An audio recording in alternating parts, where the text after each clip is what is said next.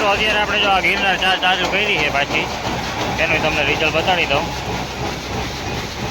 એક નંબર જો આમ ક્લીન માલ આવે છે બરાબર ને, દાણા જો વાંચે આમ જાય છે।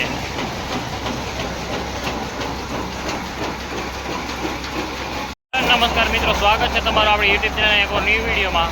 આજે આપણે બ્લોગ વિડીયો લઈને આવી ગયા છે। આજે આપણે બતાવવાનું છે મગફળી ફોલવાનું મશીન, એ હું તમને બતાવું। G22 આપણે અત્યારે મગફળીનો ફોલ હાલે છે, જો હું તમને એનો વિડીયો બતાવું। તો મિત્રો આ છે આપણું જો મગફળી ફોલવાનું મશીન, અત્યારે G22 મગફળી ફોલવાનું હાલે છે। બધા દાણા જો આમાં ક્લીન થાય છે બરાબર।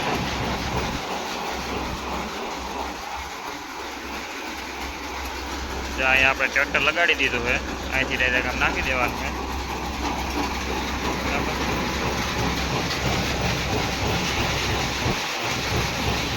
તો મિત્રો અત્યારે જો આપણે છે ને ફૂલ ઓર રાખ્યો છે, દાણા આવે છે, દાણાની ક્વોલિટી તમને બતાડી દઉં, જોઈ લો કેમ એક નંબર છે ને। અહીંયાથી આપણી ગોબરી રિટર્ન થાય છે બરાબર।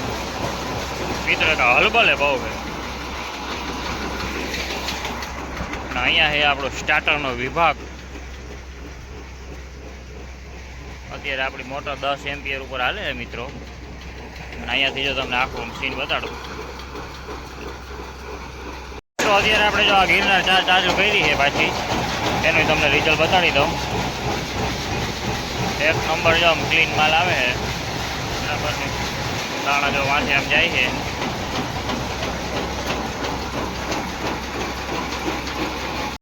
તો ફાઇનલી મિત્રો એક ભાઈની માંડવી ફોલાઈ ગઈ છે, અને જો હવે આ બીજી પાર્ટી આપણે આવી ગઈ છે, એની આપણે માંડવી ફોલવાનું ચાલુ કરી દીધું ગિરનાર ચાર।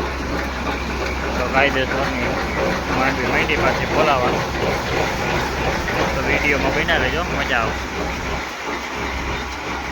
તો ફાઇનલી મિત્રો હવે જો હે ને મગફળી ફોલાઈ જવા આવી છે, અને પોતરીનો આપણે આ બાજુ હારી પટનો ઢગલો થઈ ગયો છે।